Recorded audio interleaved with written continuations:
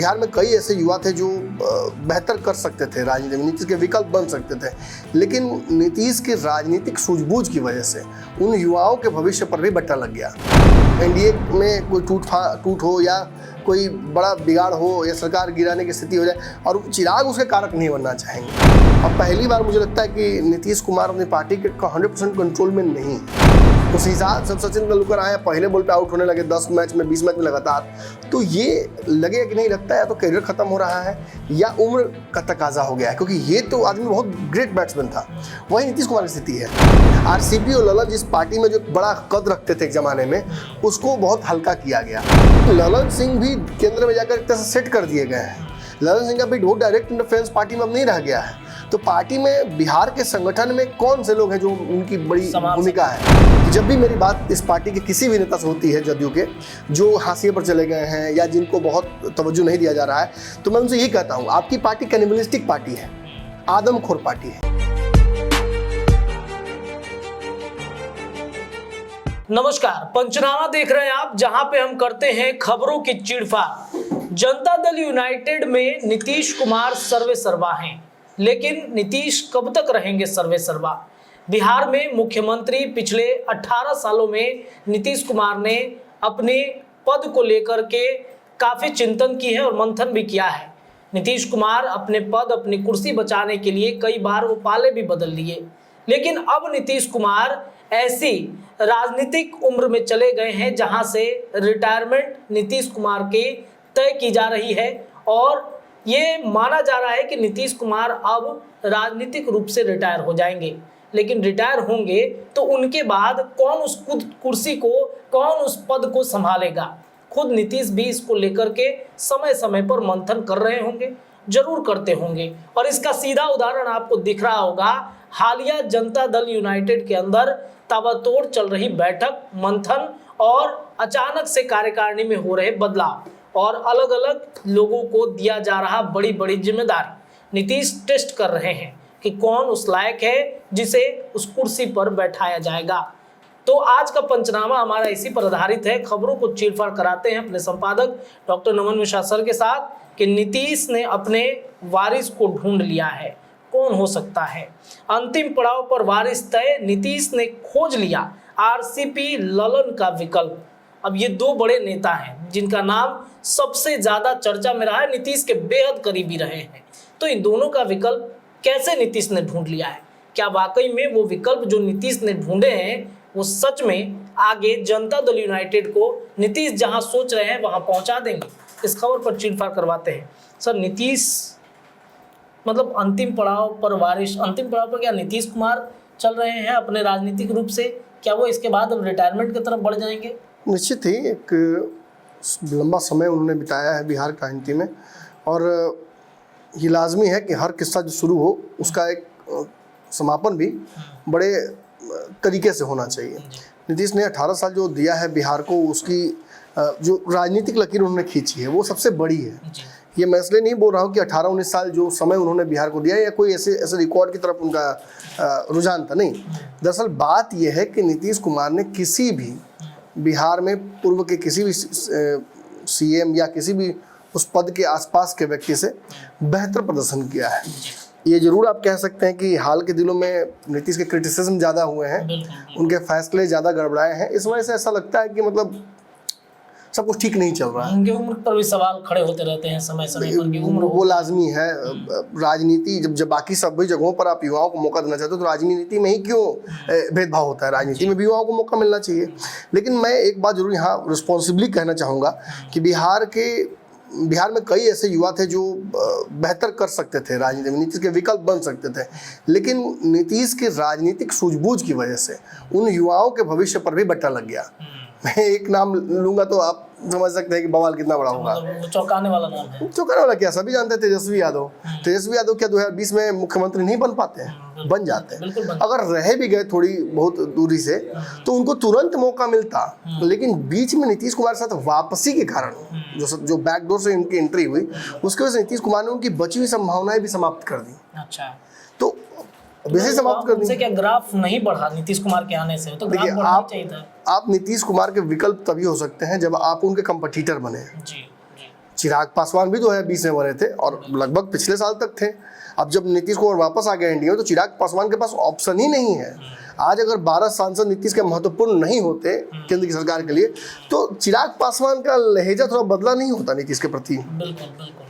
नीतीश, ये चिराग भी जानते हैं कि there is a passive commitment जो उनको भाजपा की वजह से करना पड़ रहा है नीतीश कुमार के नरेंद्र साथ। मोदी के लिए बिल्कुल, आज एनडीए में एक सरकार केंद्र में बचाए रखनी है तो नीतीश नायडू इन सबको बचा कर रखना है, उनको सहेज कर रखना है। और एक बहुत बड़ा हिस्सा नीतीश कुमार है उस बिल्कुल कड़ी का। तो Chirag would not want to be the catalyst. NDA में कोई टूट हो या कोई बड़ा बिगाड़ हो या सरकार गिराने की स्थिति हो जाए और चिराग उसके कारक नहीं बनना चाहेंगे, तो इसलिए वो भी चुप है। तो जहाँ तेजस्वी यादव को ये लगता है कि नीतीश कुमार फिर वापस आ सकते हैं, जहाँ चिराग पासवान को परिस्थितियों की वजह से चुप रहना पड़ता है, वहीं भाजपा जैसी पार्टी जो केंद्र में इतनी महत्वपूर्ण ताकत के साथ 2-3 बार आई है, अब वो पार्टी भी नीतीश कुमार के समक्ष बिहार में किस स्थिति में आती है आपने देख लिया है। आने वाले चुनाव विधानसभा के जो होने वाले हैं उसमें भी सीटों के बंटवारे को लेकर नीतीश कुमार की पार्टी ने कितना स्पष्ट तौर पर आधी सीट अपनी तरफ मांग ली है और आपको लगता भी है, हमारे आपके पत्रकारों को लगता भी है कि आधी उनको मिल जाएगी, बाकी आधे में बंटवारा होगा।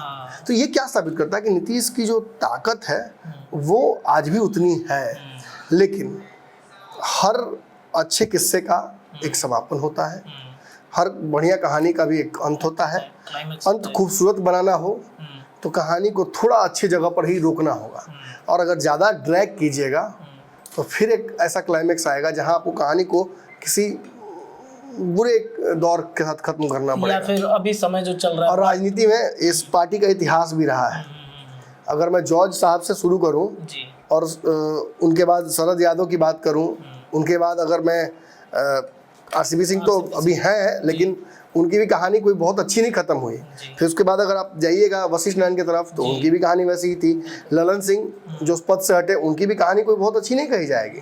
बहुत कड़वे मोड़ पर इन सबको उस पद से हटना पड़ा। तो उनका तो ऐसा पद हटा जैसे लगा कि अब यहाँ से राजनीतिक संभावना या करियर उनका समाप्त हो गया है ललन सिंह का। नहीं ठीक है, वो तो नीतीश कुमार जानते हैं कि प्रमोशन भी देकर किसी को सेट कैसे किया जाता है साइड में। लेकिन हाँ, एक बात जरूर कहूँगा कि नीतीश कुमार के हाल के राजनीतिक जो रवैया उनकी पार्टी का रहा है, और पहली बार मुझे लगता है कि नीतीश कुमार अपनी पार्टी के 100% कंट्रोल में नहीं है। वो दिख रहा है एक पत्रकार के तौर पर, हम जहाँ भी बैठे हों हमें जो बर्ड्स आई व्यू दिखता है तो हमें दिखता है कि Nitish Kumar is not in full control of his party. और उसका कारण है पार्टी में पहली बार खुलकर गुटबाजी हो रही है। इसका एग्जाम्पल मैं कई दे सकता हूँ आपको। अशोक चौधरी के मामले से लेकर मनीष वर्मा के एकाएक इंडक्शन तक हर बात पर पार्टी में एक विरोधाभास की स्थिति रही है। आपको याद होगा सरकार जब गिरी थी नीतीश और तेजस्वी की और फिर से भाजपा वापस आई थी सरकार में, तो 12 तारीख को एक बड़ा इंपॉर्टेंट खेला होगा की स्थिति उत्पन्न हुई थी। आपको याद होगा कि इस दौरान विधायकों की एक बड़ी संख्या जदयू की क्वेश्चनेबल चली गई थी, हाँ स्थिति में चली गई थी, जिसका ईओयू के डीआईजी हैं वो तो आज भी मामला चल रहा है। उन्होंने खुलासा भी कर दिया कि ऐसा हुआ भी है, आज उन्होंने बयान भी दिया है कि ऐसा हुआ था और कई नेता संदिग्ध रूप में पाए गए हैं। अब डॉक्टर संजीव का भी नाम इसमें लिया जा रहा है, उनका नाम सबसे टॉप पर है। तो चलिए, तो खैर ये मैं ये कह रहा हूँ कि नीतीश कुमार की किसी की पार्टी में ये संभव था क्या? कुछ दिनों पहले तक नहीं संभव था। आज उनकी पार्टी के नेताओं को तोड़ने की चेष्टा या बात कोई कर भी रहा है तो ये भी नीतीश के राजनीतिक जो रहा है सफर उसमें बहुत बड़ा बट्टा है। उस हिसाब से सचिन तेंदुलकर आए, पहले बॉल पे आउट होने लगे 10 मैच में 20 मैच में लगातार, तो ये लगेगा कि नहीं लगता है तो करियर खत्म हो रहा है या उम्र का तकाजा हो गया है, क्योंकि ये तो आदमी बहुत ग्रेट बैट्समैन था। वही नीतीश कुमार की स्थिति है। लेकिन हाल में आरसीपी सिंह के जाने के बाद, ललन सिंह के उस पूरे फेज के दौरान पार्टी में कई विवाद उत्पन्न हुए। आपको याद होगा अशोक चौधरी एक कार्यक्रम के लिए जब गए थे बरबीघा, तो उस कार्यक्रम के बाद आपको याद होगा यहीं शुरू हुआ था सारा विवाद।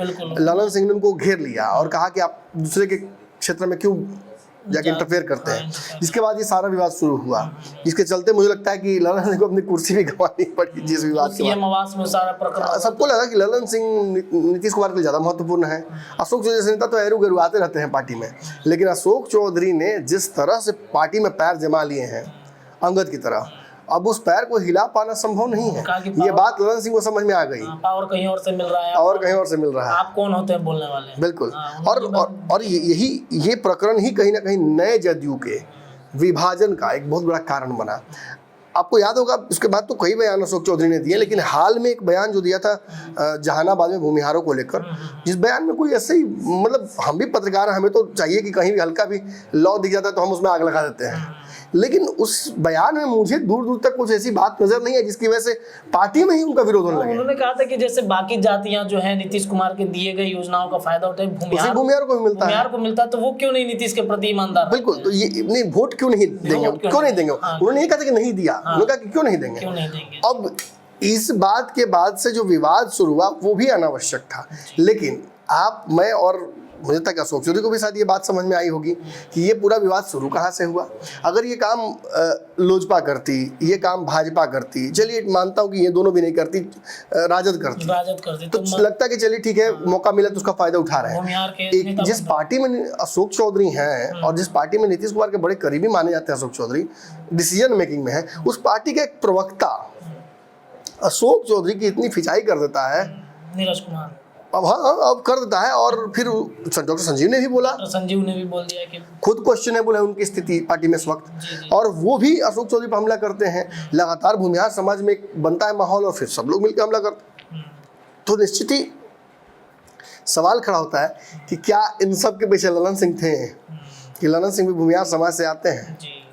और ये सारा मामला जो उत्पन्न हुआ, इसके पीछे आपको नीरज कुमार का एक बैग अशोक चौधरी पर हमला कर देना, फिर मैं बोलूँ वही नीरज कुमार, इस बात को समझने की आवश्यकता है, वही नीरज कुमार जब पार्टी के कोर वोटर लव कुश पर हमला करते हैं देवेश चंद्र ठाकुर कि हम वोट नहीं किया, इसका काम नहीं करेंगे, तो डिफेंड करते हैं देवेश चंद्र ठाकुर को।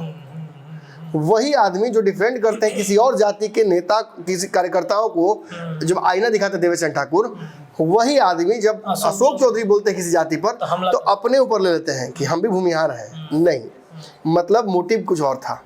अशोक चौधरी के खिलाफ इस पार्टी में एक बड़ी रणनीति के साथ काम किया जा रहा है। डॉक्टर संजीव, अभी 3 दिन पहले जो राज्य कार्यकारिणी की बैठक हुई थी, हमने उनसे सवाल पूछा कि सर क्या चल रहा है अंदर में, तो उन्होंने सवाल मेरा दूसरा था, लेकिन जवाब उन्होंने ये दिया कि पार्टी के अंदर गुटबाजी चल रही है, कुछ लोग अपना वर्चस्व जमाना चाहते हैं। हमने तो सवाल पूछा था कि मीटिंग में क्या चल रहा है, उन्होंने अपने मुंह से स्वीकार लिया कि पार्टी में कुछ गड़बड़ चल रहा है। उसके बाद उनका ये बयान वायरल हो गया पूरे मीडिया में। कहा था कि बैर खून खांसी खुशी, खैर खून खांसी खुशी बैर तीन मदपान, छुपता नहीं है। अगर बैर है तो छुपेगा नहीं, आप पूछिएगा आंसुआ के भी वहाँ गाया जाए कुर्पी गीत। उन्होंने पूछा कि मीटिंग में क्या चल रहा है, उन्होंने कह दिया कि पार्टी में अंदर, और मैं तो बयान ये देखा तो फिर भी मैं आज वो खबर कर रहा हूँ कि गुटबाजी चरम पर है।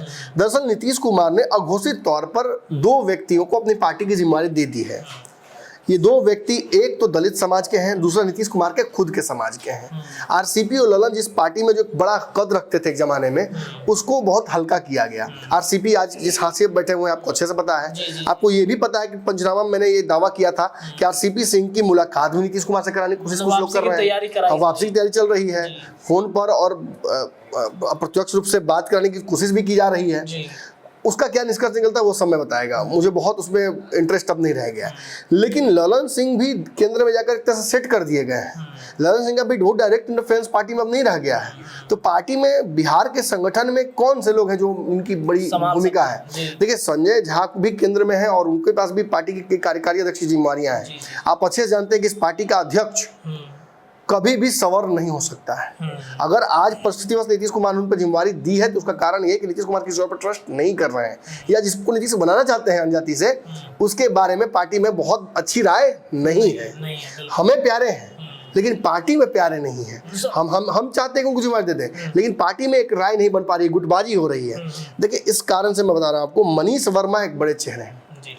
मनीष वर्मा नीतीश कुमार के रिप्लेसमेंट और आरसीपी के सीधे खांचे में फिट बैठते हैं संगठन को लेकर। और आप देखिए कि मनीष वर्मा की पूरा जो उनका ताकत है इस वक्त, वो संगठन के कार्यों में लगा हुआ है। लगातार रोज हम भी उनकी खबरें चला रहे हैं, हम देख रहे हैं कि मनीष वर्मा किस तरीके से आरसीपी सिंह के बनाए हुए संगठन को, जिसको बदला गया, उस संगठन को फिर से मजबूत करने के लिए एकदम ग्रास रूट पर जा रहे हैं। कभी देखिए सुपौल, कभी खगड़िया, कभी अन्य जिलों में लगातार घूम कर पार्टी को मजबूत कर रहे हैं, लोगों को जोड़ रहे हैं। तो कहीं ना कहीं वो पार्टी को मजबूत करने के लिए संगठनात्मक तौर पर काम कर रहे हैं। वहीं अशोक चौधरी को देखिएगा तो सरकारी तौर पर जो काम हो रहा है उसमें अशोक चौधरी का बड़ा इंटरफेरेंस है। चुनाव में अशोक चौधरी का बड़ा इंटरफेरेंस है। चाहे किसी भी तरह का चुनाव हो, उसमें अशोक चौधरी को आप ज़्यादा एक्टिव देखते हैं। नीतीश कुमार को डिफेंड करना, नीतीश कुमार के कार्यों को का बखान करना, उनकी महिमा मंडन करना, ये अशोक चौधरी का एक बड़ा काम है। अभी देखिए हाल ही में उनकी पुत्री लोजपा की सांसद है, लेकिन किताब मिलकर दोनों पिता पुत्र ने किस पर लिखा? नीतीश कुमार पर। अब चिराग पासवान की छाती पर कितना सांप लौटा होगा, लेकिन फिर भी चिराग पासवान भी एडजस्ट करते हैं। एक और बात, अशोक चौधरी की उपलब्धियां देखिए छोटी मोटी नहीं है। हाल के दिनों में आप जोड़िएगा तो नीतीश कुमार के सबसे बड़े जो दुश्मन है माने जाते हैं चिराग पासवान, अब तो नहीं है, लेकिन उन्हें भी साध कर लाना ये नीतीश कुमार सर पहुंचाने वाले अशोक चौधरी हैं। एक बड़ा डैमेज कंट्रोल अशोक चौधरी ने वहां पर किया। ठीक है, उस दौरान उनकी पुत्री को भी टिकट मिल गया, वो भी सांसद बन गई। तो हर कार्य का कहते ना कि रिवॉर्ड भी होता है, तो उन्होंने कार्य भी किया, रिवॉर्ड भी खुद ही ले लिया। लेकिन नीतीश को, अगर आप नीतीश कुमार होंगे तो आप कंप्लेन नहीं करेंगे इस स्थिति को देखकर, आप कहेंगे बहुत अच्छा है। बिल्कुल बिल्कुल, ये तो प्रॉपर एडजस्टमेंट है। जो रास्ते के रोड़े हैं वो मतलब हटाते चल जा रहे हैं। इतना ही देखिए, अशोक चौधरी जब हाल ही में दुबई जाते हैं, आप देखिए कि सबसे बड़ा विवाद वहीं होता है। दुबई में अशोक चौधरी बैठते हैं, कुछ लोग उनके साथ बैठे हुए हैं, एक तस्वीर वायरल होती है, पार्टी के लोग ही उनके पीछे पड़ जाते हैं। अब डॉक्टर संजीव ने भी बोला है कि अशोक चौधरी शराब पी रहे हैं, उनको हटा देना चाहिए मंत्रिमंडल से, उनके इस्तीफे की बात चल रही है। की बात और ये बात देखिए छेड़कर उन्होंने कौन सी बातें छेड़ गए। आपको याद होगा समस्तीपुर के चुनावी कार्यक्रम के दौरान आप हम मौजूद थे, शांभवी चौधरी के प्रचार के लिए नीतीश कुमार आए थे, और नीतीश कुमार ने मंच से एक बात कही थी कि जो गड़बड़ कर रहा है उसको हम पार्टी में रखेंगे नहीं, उसको हटा देंगे। तो जब शांभवी चौधरी के मंच पर ये बात नीतीश कुमार ने कही, तो ये बात अशोक चौधरी के लिए तो नहीं कही होगी, ये निश्चित तौर पर महेश्वर हजारी के लिए कहा गया, जो दूसरी पार्टी में, दूसरे पार्टी नहीं दूसरे गठबंधन से टिकट लेकर आते हैं जी अपने बेटे के लिए। हाँ, और एक बंद कमरे में छुपकर वो जो करते हैं अपने बेटे के चुनाव प्रचार के लिए, वो भी आपने देखा। और मतलब एनडीए का चूंकि सब लोग जल लगे हुए थे प्रचार प्रसार में, वो कहीं दिख ही नहीं रहे थे प्रचार प्रसार में। आप सोचिए ना कि मैंने भाजपा ने सम्राट चौधरी का कद कितना छोटा कर दिया नीतीश कुमार के कहने पर, मैंने नीतीश कुमार का अंडरस्टैंडिंग के तहत कि उनको बुरा ना लगे। अब वही काम अगर आप भाजपा की स्थिति में देखिए नीतीश कुमार के पास से, तो नीतीश कुमार ने जो महेश्वर हजारी ने किया वो भाजपा को बुरा नहीं लगा होगा, या लोजपा को बुरा नहीं लगेगा। तो नीतीश कुमार उनका कद छोटा करेंगे ना, मंच से तो नीतीश कुमार ने कह दिया। लेकिन तब ये जरूर चर्चा हुई थी कि दोनों मंत्री में से किसकी छुट्टी होगी। आप हाल में खूब सुन रहे हैं कि अशोक चौधरी के मंत्रिमंडल में फिर जगह नहीं मिलेगा, विस्तार होगा, तो ये चर्चा सुन रहे हैं ना। बिल्कुल, बिल्कुल। ये क्यों सुन रहे हैं? कायदे से इस जगह पर किसका नाम होना चाहिए था? महेश्वर हजारी का। लेकिन बार बार अशोक चौधरी का नाम अब क्यों सुन रहे हैं? यही साबित करता है कि अशोक चौधरी को लेकर पार्टी में एक बड़ी गुटबाजी शुरू हो गई है। लोगों को लगता है कि अशोक चौधरी की हर गलती को या हर छोटी कमियों को यही मौका है उजागर करने का। ये पार्टी देखिए, इस पार्टी के बारे में जब भी मैं ऑफ कैमरा बात करता हूं, तो आज पहली बार मैं ऑन कैमरा भी ये बात बोल ही दूं कि जब भी मेरी बात इस पार्टी के किसी भी नेता से होती है, जदयू के जो हाशिए पर चले गए हैं या जिनको बहुत तवज्जो नहीं दिया जा रहा है, तो मैं उनसे यही कहता हूं, आपकी पार्टी कैनिबलिस्टिक पार्टी है, आदमखोर पार्टी है। अगर कोई व्यक्ति आपकी पार्टी में, कोई कार्यकर्ता कितना भी बड़ा हो, चाहे वो नीतीश कुमार ही क्यों ना हो, आने वाले समय में ये भी देखने को कहीं ना मिल जाए। जब जॉर्ज से लेकर मैंने शरद यादव तक दिख गया, तो नीतीश नीतीश कोई अलग कुछ लेके आएगा। सर हाल ही में तो हो ही गया ना, भारत रत्न दे करके क्या साबित कराना चाहते हैं? बिल्कुल, ऐलान करवा के क्या साबित कराना चाहते हैं कि अब लीजिए सम्मानजनक और निकल के, बिल्कुल बिल्कुल छोड़िए। तो कहीं ना कहीं मुझे लगता है कि जदयू में जो व्यक्ति थोड़ा भी कमजोर पड़ता है, उसे आदमखोर की तरह बाकी पार्टी के नेता खा जाते हैं। इसके एग्जाम्पल एक दो नहीं है। आप आरसीपी से शुरू कीजिए, ललन खा गया, ललन सिंह को अशोक चौधरी खा गया, अशोक चौधरी को फिर कोई और लगा हुआ है इनके पीछे। तो निश्चित ही इस पार्टी की परिपाटी ऐसी रही है, और नीतीश कुमार एकमात्र इम्यून व्यक्ति फिलहाल दिख रहे हैं इस पूरे जो कहते हैं आदमखोर वाले सिस्टम से। हो सकता है अल्फा हो इसलिए ऐसे इसी बात हो, लेकिन ये भी तय है कि नीतीश कुमार ने मन ही मन एक तरीके से कहा है, जैसे पुराने जमाने में ना राजा महाराजा के जब पुत्र नहीं हुआ करते थे या योग्य पुत्र नहीं हुआ करते थे, तो डुएल कराते थे। डुएल मतलब होता है अलग अलग राज्यों के राजाओं के बीच या अपने राज्य के मजबूत लोगों के बीच में एक कुश्ती या द्वंद्व युद्ध या लड़ाई, जो उसमें विजयी होता था उसको राजा घोषित कर दिया जाता था। तो हो सकता है नीतीश कुमार उसी तरह का डुएल करा रहे हैं। ओलंपिक की शुरुआत यहीं से हुई थी, ओलंपिक का इतिहास यहीं से हुआ है। ओलंपियन जो था जगह वहाँ पे यही कराया जाता था, रोम के राजा ने करा दिया एक बार, तो इसी तरीके से कि जो जीतेगा चलिए रोम का उसको हम सेनापति बनाएंगे। तो उसके लिए आपस में कई योद्धा लड़े हैं, कई राजवाड़े समाप्त हो गए उस चक्कर में, छोटे छोटे रजवाड़े बड़ा रोम जीतने के चक्कर में बर्बाद हो गए। तो ओलंपिक की शुरुआत भी वहीं से हुई थी। लेकिन फिलहाल नीतीश कुमार भी हो सकता है कि यही गिल्टी प्लेजर ले रहे हो। एक दिन अशोक चौधरी को पार्टी का जब जदयू का आता है लिस्ट सचिवों महासचिवों का राष्ट्रीय कार्यकारिणी का, अशोक चौधरी का नाम ही नहीं है राज्य कार्यकारिणी। इसके चलते अशोक चौधरी के मैंने मीडिया ट्रायल्स हुआ था कि देखिए अशोक चौधरी का तो लगभग अब खत्म है कहानी, मंत्री पद से हटाया जाएंगे, जो लोजपा ज्वाइन करेंगे, ये करेंगे वो करेंगे, सब चलता है। नेक्स्ट डे अशोक चौधरी महासचिव, पार्टी के राष्ट्रीय महासचिव। अब बताइए, मतलब एक दिन मीडिया ट्रायल चलता है, दूसरे दिन मीडिया माफी भी तक नहीं मांगते इस बात पे कि हमारा पूरा तंत्र ही गड़बड़ा गया था। यहाँ तक कि मुझे ये भी याद है कि अशोक चौधरी के घर जब नीतीश कुमार गए हैं तो आपको पता है उस समय खबर क्या चली थी, बहुत सारे लोगों ने चलाया था, आपने नहीं चलाया लेकिन बहुत सारे लोगों ने चलाया कि नीतीश कुमार गए हैं अशोक चौधरी को अपने हाथ से हटाने के लिए मंत्रिमंडल से। अच्छा, ये भी आज ही इस्तीफा ले लेंगे। अच्छा। ये तक खबर चलती है और उसके बाद तुरंत जब अशोक चौधरी और नीतीश कुमार की तस्वीरें साथ में वायरल होती हैं एकदम अच्छे स्थिति में, तो उसके बाद लगभग ये पूरा रिटोरिक समाप्त हो जाता है। लेकिन फिर जैसे ही दुबई जाते हैं फिर एक कहानी, फिर अब देखिए नया शुरू हो गया है। आपको सर याद भी होगा अशोक चौधरी नीतीश पर बोलते बोलते कैमरे पे एक चैनल पे रो भी दिए थे, उनके आंख से आंसू भी आ गया। भावुक व्यक्ति हैं, ये तो सच बात है। कांग्रेस में भी कई बार मैंने देखा उनको रोते हुए, जाते समय भी कांग्रेस में रोकर ही निकले थे कि माँ माना कांग्रेस को, और जब माँ ही नहीं अपना बनाएगी तो कोई कहाँ जाएगा। मुझे लगता है कि जो मीडिया ट्रायल्स वो सब चल रहा था उस पर भी उन्होंने दुख जताते हुए अपने आंसू निकालेंगे। कोई इंसान कितना भी मजबूत है, सच्चाई है कि अगर पूरी कायनात उसके पीछे लग जाएगी। और जिस पार्टी में, मतलब इस पार्टी में अशोक चौधरी आए तो खाली हाथ नहीं आए थे, 4 MLC लेकर आए थे। इस पार्टी में कांग्रेस का एक बड़ा जो संगठन है उसकी पूरी ताकत लेकर आए थे। और थोड़ा अगर बेहतर परिस्थिति उत्पन्न हो गई होती उस वक्त तो कांग्रेस के 10-12 विधायक लेकर आने वाले थे। 1-2 विधायकों ने बस खेल कर दिया, उस वजह से नहीं हो पाया ये, क्योंकि उस वक्त सबको लग रहा था कि अशोक चौधरी हट गए तो अब हम अध्यक्ष बन जाएंगे कांग्रेस के, तो कुछ लोग उसी लपेटे में फंस गए। बाद में आपको याद होगा कई कांग्रेस के विधायक इनके संपर्क में रहे और कई आने की लगभग तैयारी में थे। और इस बार भी तो सर लोकसभा में कई लोगों की मतलब आने की संभावनाएं थी इस बार, कई लोग और आज इनकी पुत्री वहां समस्तीपुर से जीती हैं, तो अशोक चौधरी का वहीं का प्रताप है ना। कांग्रेस के भी लोग वोट कर रहे हैं शांभवी चौधरी को। जब सनी हजारी गए वहां चुनाव लड़ने समस्तीपुर में तो ना उनको राजद के लोग मिले ना कांग्रेस के लोग मिले, केवल उनको समस्तीपुर में शांभवी के सपोर्टर्स मिले।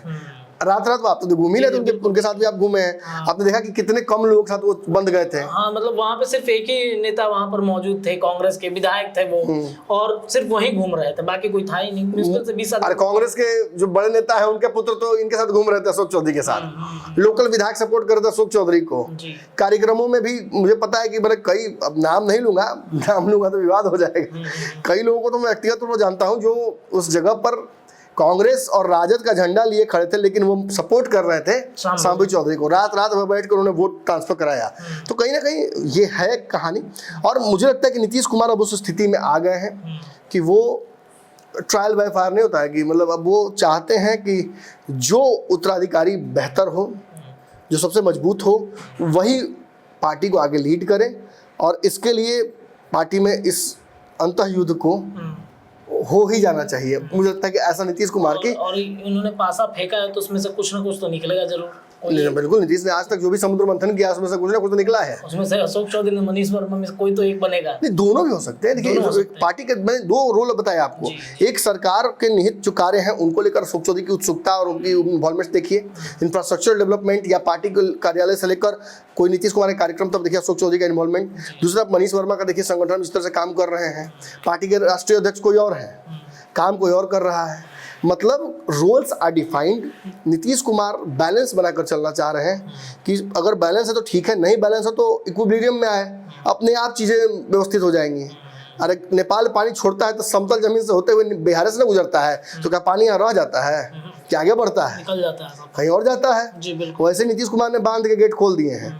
पानी कुछ दिन तो लगेगा कि तबाही मचाएगा, लेकिन बाद में फिर जो व्यवस्था आएगी, अस्थिर हो जाएगी, अस्थिरता, जो स्थिरता आएगी, स्थिरता, उस स्थिरता के कोई नीतीश कुमार कहीं ना कहीं क्रेव कर रहे हैं। वो चाहते हैं कि वैसे स्थिरता है, लेकिन उसके पहले ओलंपिक तो होकर रहेगा, और उस ओलंपिक की स्थिति बन गई है। देखिए मुझे नहीं लगता कि अशोक चौधरी की कुर्सी को कोई खतरा है, लेकिन पार्टी के इंटरनल लोग ही जब अशोक चौधरी की कुर्सी को लेकर खतरा बता रहे हैं, और कुछ लोग तो मनीष वर्मा को लेकर भी सवाल खड़े कर रहे हैं कि मनीष वर्मा से नहीं हो पाएगा, नॉन पॉलिटिकल आदमी है, नीतीश कुमार उनको दे दिए हैं लेकिन उनसे होगा नहीं, उनको बड़ी जिम्मेदारी बिहार में मिलनी थी, नीतीश कुमार देखे कि नहीं हो रहा है तो इसलिए चुप हो गए। ऐसा कुछ नहीं है, नीतीश इतनी जल्दी फैसला नहीं लेते हैं। आपको लगता होगा कि नीतीश कुमार फट पलट जाते हैं, लेकिन जरा उसका पैटर्न देखिएगा, पलटने में भी टाइम लगता है, बहुत टाइम लगता है। आज नीतीश फैसला कर लेते कि अब नहीं रहने के साथ, लेकिन इसको एग्जीक्यूट करते हैं साल भर में। इस दौरान हम लोग कहते रहते कि नीतीश पलटेंगे, लोग कहते हैं कि फेक न्यूज चला रहे हैं। अरे भाई हमको पता है कि पलटेंगे, हमको लग रहा है, इशारा दिख रहा है। तो अब यही बात है कहीं ना कहीं अब नीतीश कुमार का नया पैटर्न से मुझे दिख रहा है कि प्रशांत किशोर एक तरफ उनके लिए बड़ी चुनौती उत्पन्न हो रहे हैं। प्रशांत किशोर की स्टाइल ऑफ पॉलिटिक्स लगभग चिराग पासवान और नीतीश वाली है, तो जानते हैं कि पढ़े लिखे वर्ग को टारगेट कर रहे हैं। तो नीतीश के दिमाग में ये भी है कि अगर संगठन को हम इस वक्त मजबूत नहीं करेंगे और यंग लोगों के हाथ में नहीं देंगे तो हम कितना दौड़ दौड़ कर लोगों को मजबूत करते चलेंगे संगठन को। प्रशांत किशोर सब छीन लेगा, लोगों को इन्फ्लुएंस कर देगा। तेजस्वी यादव की तरह दुबई बैठकर नीतीश कुमार लगी से घास नहीं काटते हैं। बीमारी की स्थिति में भी नीतीश कुमार जो 1 महीना जाना था उनको विदेश नहीं गए हैं। क्यों नहीं गए हैं? क्योंकि तेजस्वी यादव की तरह आराम उनको नहीं पसंद है, उनको कुर्सी पसंद है। तो कुर्सी के लिए मेहनत करना पड़ेगा रे भाई। बिल्कुल बिल्कुल सर। देखिए, तो नीतीश कुमार ने अब अपने वारिस की तलाश पूरी कर ली है और ये 2 नाम मनीष वर्मा और अशोक चौधरी, इन 2 नामों की चर्चा जदयू के अंदर तेज है। एक नाम को लेकर के काफ़ी ज़्यादा चर्चाएं तेज पहले से भी थी, लेकिन अब ज़्यादा चल रहा है अशोक चौधरी। इनके नाम पर खूब पार्टी के अंदर विवाद भी है, लेकिन नीतीश कुमार जानते हैं कि किन्हें क्या पद देना है। इस खबर पर पंचनामा में चीरफाड़ हमने कर दिया है, हमारे संपादक ने बता दिया आपको कि क्या होने वाला है जदयू के अंदर। फिलहाल इस खबर के लिए इतना ही, लेकिन पंचनामा पर चीरफाड़ लगातार जारी रहेगा। अपनी राय कमेंट में रखिएगा, चैनल को सब्सक्राइब जरूर कीजिएगा। बहुत बहुत धन्यवाद।